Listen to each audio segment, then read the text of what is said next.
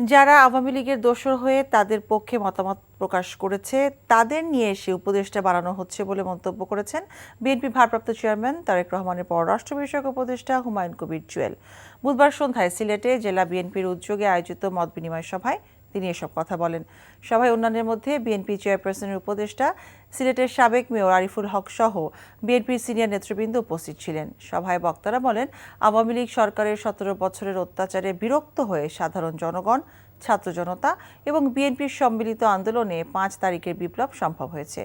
সুন্দর আগামীর দেশ নির্মাণ করতে সবাইকে ঐক্যবদ্ধ থাকার আহ্বান জানান বিএনপি নেতৃবৃন্দ।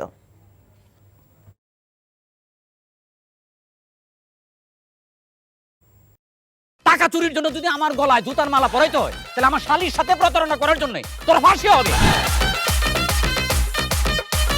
দুলা ভাই, আপনার তো ঘর জামাই বইলা একটা পরিচয় আছে, আমার তো তাও নাই।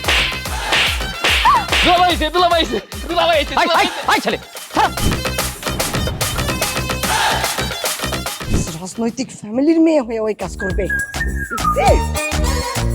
যারে পাবো আরে পিটাবো, রক্তের নেশায় ধরছে, রক্তের নেশায়, কাঁচা রক্তের নেশায় ধরছে।